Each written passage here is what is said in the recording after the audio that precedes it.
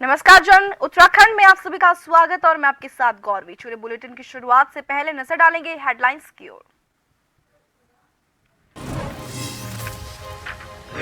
London के बाद अब यूएई में सीएम धामी करेंगे रोड शो। दिसंबर में होने वाले इन्वेस्टर समिट के लिए निवेशकों को करेंगे आमंत्रित। प्रदेश अध्यक्ष महेंद्र भट्ट ने कहा, प्रदेश के विकास के लिए काम कर रही है सरकार। सहकारिता मंत्री धन सिंह रावत ने ली सहकारिता विभाग की बैठक। कई मुद्दों की हुई समीक्षा। 2 लाख से ज्यादा नए सदस्य सहकारी समितियों में बनाने का रखा लक्ष्य। उत्तराखंड में लगातार बढ़ती जा रही डेंगू मरीजों की संख्या। प्रदेश में अब तक डेंगू से 16 लोगों की मौत। नैनीताल, देहरादून और पौड़ी में अभी भी आ रहे हैं मामले सामने। 18 अक्टूबर से भगवान रुद्रनाथ के कपाट होंगे बंद। शीतकाल में रुद्रनाथ की पूजा अर्चना गोपीनाथ मंदिर में होगी। अब तक 1 लाख से ज्यादा लोगों ने किए दर्शन।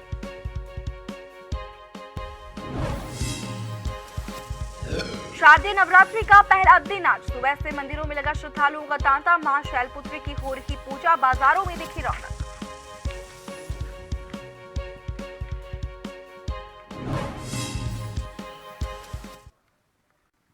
अब खबरें विस्तार से। मुख्यमंत्री पुष्कर सिंह धामी विदेश दौरे पर जा रहे हैं, जहां इन्वेस्टर समिट में निवेशकों के साथ बैठक होगी। साथ ही रोड शो में भी वे हिस्सा लेंगे और दिसंबर में होने वाले इन्वेस्टर समिट के लिए निवेशकों को आमंत्रित करेंगे। भाजपा प्रदेश अध्यक्ष महेंद्र भट्ट का कहना है कि प्रदेश सरकार उत्तराखंड के विकास को लेकर लगातार काम कर रही है। मुख्यमंत्री धामी निवेशकों के साथ बैठकें कर रहे हैं। उनका कहना है कि उत्तराखंड का चौमुखी विकास कैसे हो सकता है, उसके लिए इन्वेस्टर समिट मील का पत्थर साबित होगी। आज कह सकता हूँ कि मुख्यमंत्री देश के अंदर और विदेशों में जितने भी उद्योगपति है उनको उत्तराखंड की भौगोलिक परिस्थितियों की जानकारी दे रहे हैं और भौगोलिक परिस्थिति के आधार पर यहाँ पर वो अपना इन्वेस्टमेंट करें और यहाँ के युवाओं को रोजगार मिले। ये पहली बार इस राज्य के अंदर रोजगार सृजन के लिए एक बड़ी पहल मैं कहूँगा मुख्यमंत्री द्वारा हुई। पुलिस ने कहा कि राष्ट्रीय जांच एजेंसी शाहनवाज के द्वारा पूछताछ के दौरान दिए गए एक बयान की पुष्टि करने के लिए उत्तराखंड के उधम सिंह नगर पहुंची। एसएसपी डॉक्टर मंजूनाथ ने कहा कि एनआईए जांच के दौरान उन्हें पता चला कि शाहनवाज और एक नाम के 2 लोग कुछ दिनों के लिए यहां पर आए हुए थे। उन्होंने ये भी खुलासा किया कि उनकी यहां बम बनाने की योजना थी। अधिकारी ने कहा कि पूछताछ के दौरान जो खुलासा हुआ उसकी पुष्टि करने के लिए एनआईए शाहनवाज को उधम सिंह नगर ले गई। दिल्ली पुलिस ने 2 अक्टूबर को एनआईए के सबसे वांछित आतंकवादियों में से एक मोहम्मद शाहनवाज आलम और उसके 2 सहयोगियों को गिरफ्तार किया।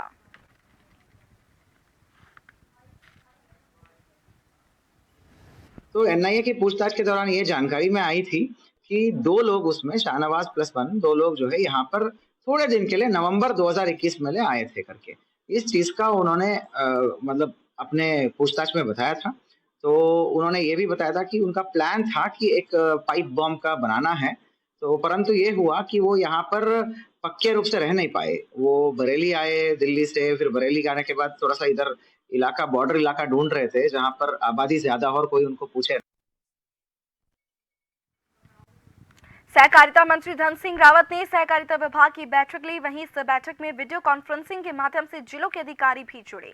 बैठक में कई मुद्दों की समीक्षा हुई। तो वहीं सहकारिता मंत्री रावत ने कहा कि किसानों की आय दोगुनी करने को लेकर सहकारिता विभाग लगातार काम कर रहा है, जिसके तहत 8 लाख किसानों को 0% ब्याज पर ऋण दिया गया है। तो वहीं 2 लाख से ज्यादा नए सदस्य सहकारी समितियों को बनाने में लक्ष्य रखा गया है। सहकारिता विभाग के द्वारा पहली बार हर जिले के 2 किसानों को 4 राज्यों का भ्रमण कराए जाने पर भी सहमति बनी है। अभी तक केवल अधिकारी दूसरे राज्यों का दौरा करते थे, लेकिन ये पहली बार है कि जो भी किसान बेहतर काम कर रहे हैं उनको हिमाचल, गुजरात समेत 4 राज्यों का भ्रमण कराया जाएगा।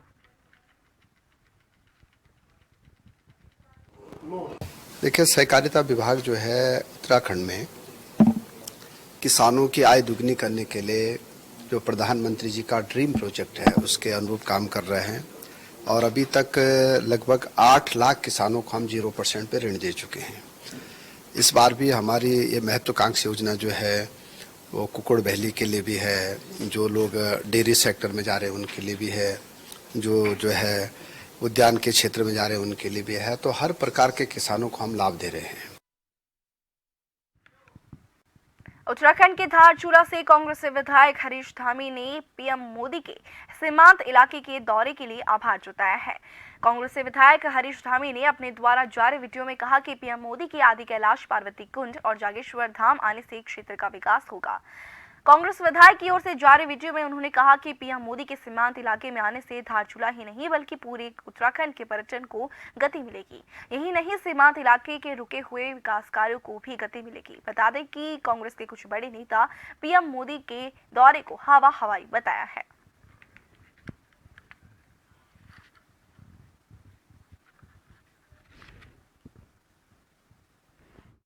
मैं माननीय प्रधानमंत्री नरेंद्र मोदी जी का बहुत बहुत धन्यवाद करता हूं और साथ ही माननीय मुख्यमंत्री जी का धन्यवाद करता हूं कि आपने दूरस्थ क्षेत्र हमारा जो है आदि कैलाश और गुंजी जैसे क्षेत्र का भ्रमण किया, जिससे निश्चित तौर पर केवल धारचूला विधानसभा को ही नहीं पूरे उत्तराखंड को पर्यटन की दृष्टि से बहुत ज्यादा जो है इसका फायदा मिलेगा और जो वहां पर विकास कार्य रुके हैं वो विकास कार्य भी तत्काल प्रभाव से शुरू होंगे।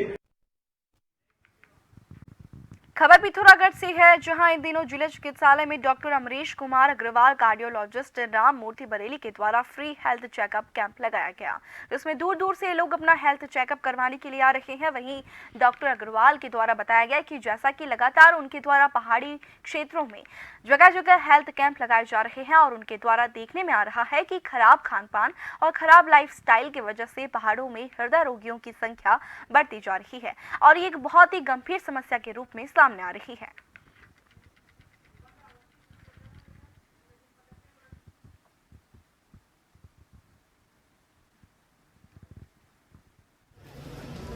केंद्र है, वो कैंप है और उसमें हृदय रोगियों का मेन परीक्षण किया गया है और उनको निदान दिया गया है।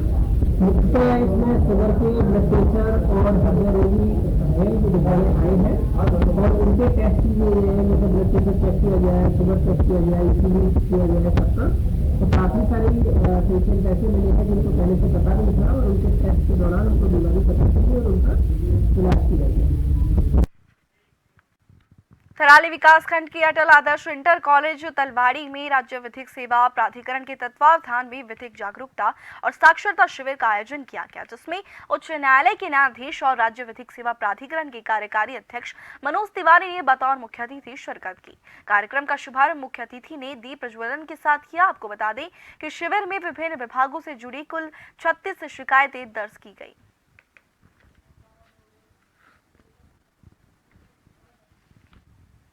आज आप जैसे देख रहे हैं कि यहाँ पे बहुत सारे विभाग आए हैं, लोगों को जन कल्याणकारी योजनाओं का लाभ तो दिया ही जा रहा है। जितने हमारे दिव्यांगजन हैं उनके सर्टिफिकेट्स वगैरह भी उन्हें मुहैया कराए गए हैं। जिनको व्हील चेयर्स वगैरह दी जा रही थी, बैसाखियाँ दी जानी थी, वो भी उन्हें प्रदान की जा रही है। और इसी के साथ आज एक बहुत विशेष चीज होने जा रही है कि इस क्षेत्र में, क्योंकि हमारे पास PLVs भी नहीं है, तो एक लीगल लिटरेसी क्लब की नींव रखी जाएगी, जो THDC जिसको हमारा स्पॉन्सर कर रहा है। तो एक क्लब यहाँ पर बनने वाला है और उसका नींव का पत्थर आज माननीय लॉर्डशिप के कर कमलों द्वारा रखा जाएगा।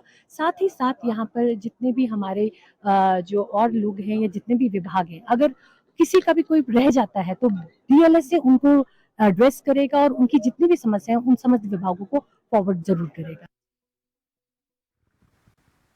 IIT रुड़की में युवा महोत्सव थीम शो 2023 का दूसरा दिन है, जिसमें स्टूडेंट्स ने विभिन्न प्रतियोगिताओं में भाग लिया। स्टूडेंट्स का कहना है कि पढ़ाई के साथ ही साथ इस तरह की एक्टिविटी भी होना बहुत ज़रूरी है, ताकि स्टूडेंट्स के अंदर जो प्रतिभा है उसे निखारने का मौका मिलता है। वहीं स्टूडेंट्स का कहना है कि इन 3 दिनों में बहुत कुछ सीखने को मिलता है। सभी प्रतियोगिता के साथ सांस्कृतिक कार्यक्रमों का भी लुत्फ उठाते हैं।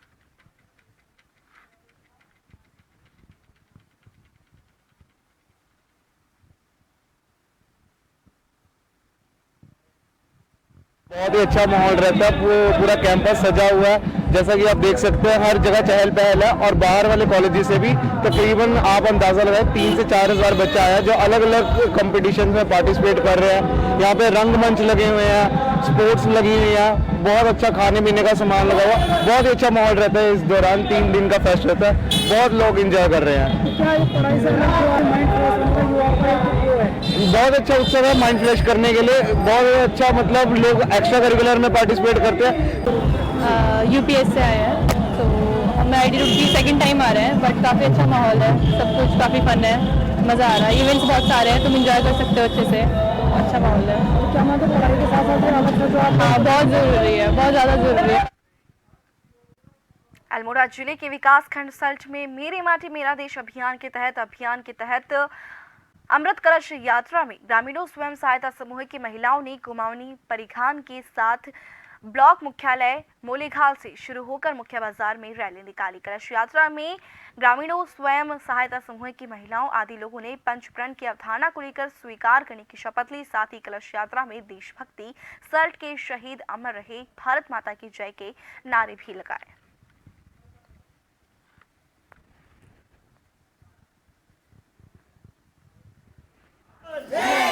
कार्यक्रम का उद्देश्य देश के वीर शहीद जो हमारे जवान हैं उनको याद किया गया।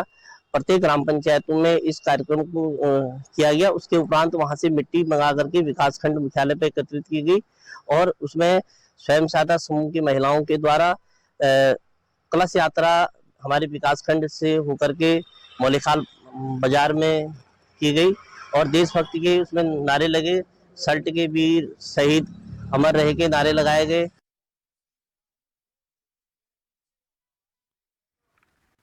हर साल की तरह इस साल भी शारदीय नवरात्रा पहाड़ों में बड़े ही हर्षोल्लास के साथ मनाई जा रही है। आपको बता दें कि प्रथम दिन ही जोशीमठ मुख्य बाजार में काफी रौनक दिखाई दी।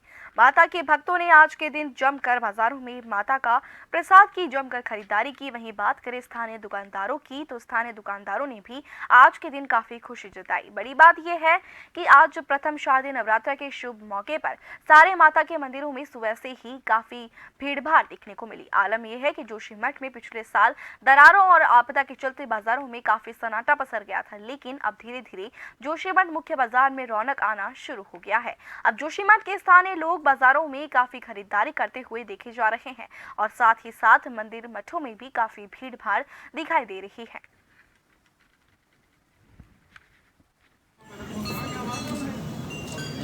यहाँ शुभारंभ हो गया है और बाजार में बहुत रौनक है और माता रानी की कृपा रही तो ऐसी ये दीपावली वगैरह भी बहुत अच्छा त्यौहार जाएगा।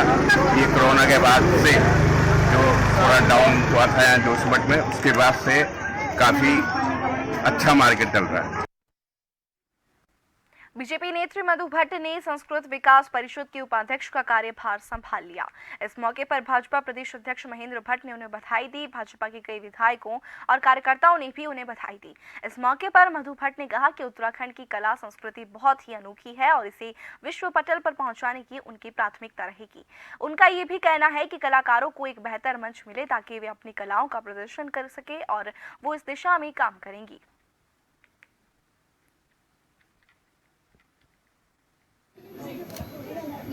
सर्वप्रथम तो मैं पूरी अपनी इस देवभूमि सभी पूरे प्रदेशवासियों को आज जो नवरात्र का पावन पर्व है और इसमें ऐपण महोत्सव का हम शुभारंभ कर रहे हैं उसके लिए सबको बधाई देती हूँ, शुभकामनाएं देती हूँ। घर घर खुशहाली के लिए, राज्य की समृद्धि के लिए घर घर ऐपण बनाए, उस राज्य के विकास में अपनी जो अहम भूमिका जो है हमको इसको खुशहाल बनाना है, उसमें सब लोग। और इसी के साथ अब वक्त है छोटे से ब्रेक का।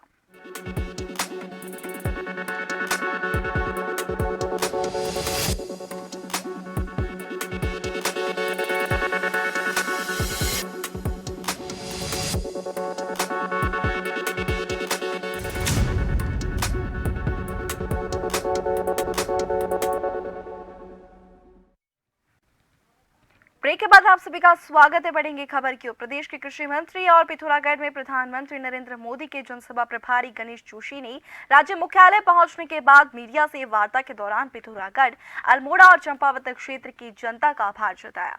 कैबिनेट मंत्री ने कहा कि 1 लाख से ज्यादा लोग प्रधानमंत्री मोदी को सुनने के लिए पहुंचे और पिथौरागढ़ की जनसभा को ऐतिहासिक बनाया। मंत्री ने कहा कि प्रधानमंत्री मोदी के आदि कैलाश और जागेश्वर धाम के दौरे से जहां मानस खंड के धार्मिक पर्यटन में बल मिलेगा, वहीं उत्तराखंड के अन्य पर्यटक स्थलों को भी बढ़ावा मिलेगा।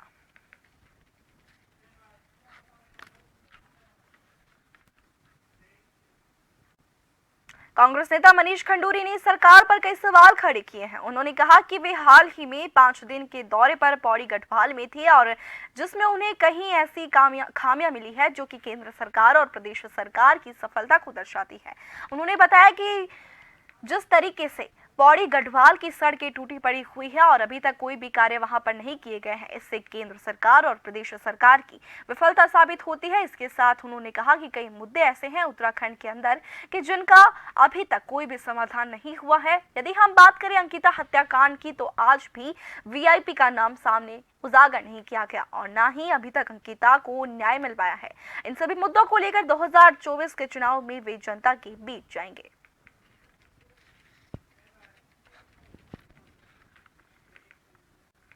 उत्तराखंड बीजेपी महिला मोर्चा लोकसभा चुनावों की तैयारियों में जुट गया है। बीजेपी महिला मोर्चे के अध्यक्ष आशा नौटियाल ने बताया कि लोकसभा चुनावों की तैयारी में हम जुट गए हैं। उनके अनुसार महिला आरक्षण का ऐतिहासिक काम जो कि मोदी सरकार ने किया है, उसका मंडल स्तर तक जनता तक पहुंचाने का काम हम कर रहे हैं।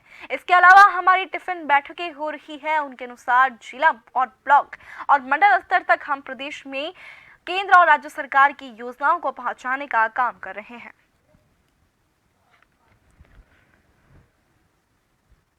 सबसे पहले तो हमारे यहाँ जो इस देश में मोदी जी ने महिलाओं को लोकसभा और विधानसभा में प्रतिनिधित्व देने का काम किया है और नारी शक्ति वंदन बिल को लेकर आए हैं। उसके लिए हम सभी मातृशक्ति उनका धन्यवाद करते हैं, आभार व्यक्त करते हैं। और महिला मोर्चा के निरंतर कार्यक्रम चल रहे हैं, पहले भी चले हैं हमारे हर बूथ स्तर पर, मंडल स्तर पर और जिला स्तर पर। Association of Devbhoomi pharma industries Uttarakhand के तत्वावधान में भारतीय फार्माकोपिया आयोग के अधिकारियों ने फार्माकोपिया गुणवत्ता विषय पर फार्मा इंडस्ट्रीज प्रतिनिधियों के साथ एक बैठक की। एक दिवसीय बैठक में करीब 250 फार्मा इंडस्ट्रीज के प्रतिनिधि शिरकत करने के लिए पहुंचे।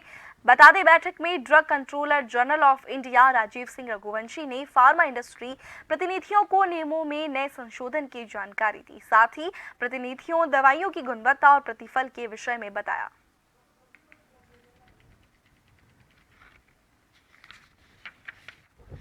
ऐसा क्या कोई सिस्टम बना? उन दोनों के अध्यक्ष जो हैं श्री डॉक्टर राजीव रघुवंशी जी आज हमारे बीच में थे।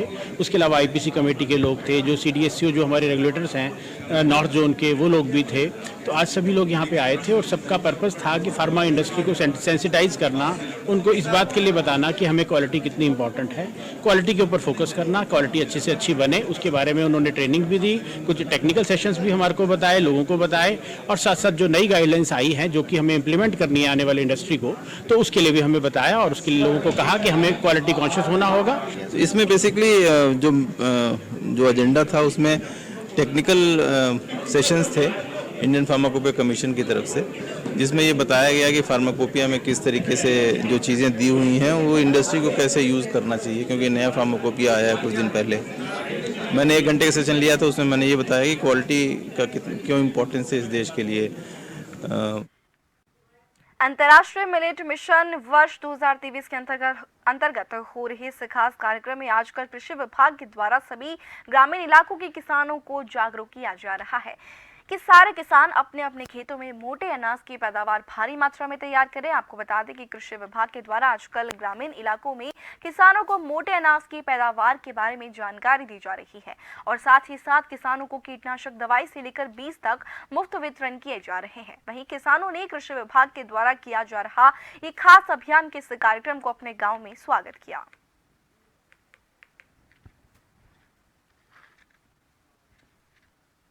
जिला योजना के तहत यहाँ पे कृषकों को गेहूं का बीज वितरण किया जा रहा है और अंतर्राष्ट्रीय मिलेट दिवस के उपलक्ष्य में मिलेट की भी जानकारी दी जा रही है। यहाँ पर सभी किसानों को गेहूं का बीज वितरण किया जा रहा है और जैविक उर्वरक भी वितरण किया जा रहा है। गंगनहर कोतवाली क्षेत्र में एक तेज रफ्तार कार ने हरिद्वार सहारनपुर हाईवे पर अलग अलग जगहों पर 4 वाहनों को टक्कर मार दी। कार की टक्कर से महिला समेत 6 लोग घायल हो गए। इसी बीच लोगों ने कार सवार 2 युवकों को पकड़कर उनकी जमकर धुनाई कर दी, साथ ही कार में भी तोड़फोड़ कर दी। इसके बाद उन्हें पुलिस के हवाले कर दिया गया।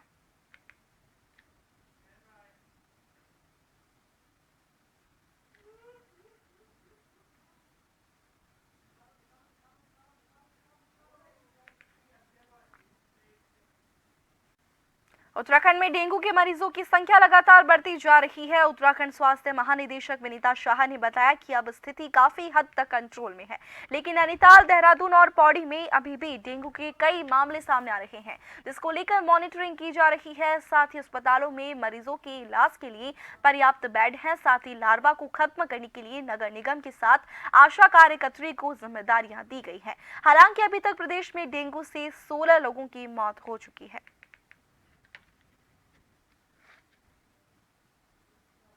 डेंगू की स्थिति काफ़ी हद तक कंट्रोल में है।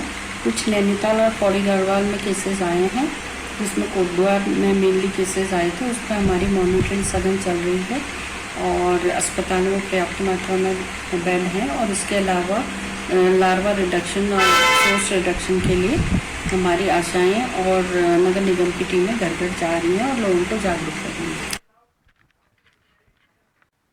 पंच केदार में से एक चतुर्थ केदार भगवान रुद्रनाथ के कपाट 18 अक्टूबर को प्रातः ब्रह्म मुहूर्त में शीतकाल में श्रद्धालुओं के लिए बंद कर दिए जाएंगे।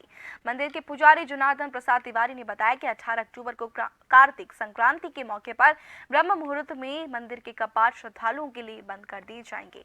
शीतकाल में रुद्रनाथ की पूजा अर्चना गोपीनाथ मंदिर में की जाएगी। इस वर्ष रिकॉर्ड संख्या में 1 लाख से ज्यादा देश विदेश से पहुंचे श्रद्धालुओं ने भगवान रुद्रनाथ के दर्शन कर आशीर्वाद ग्रहण किया।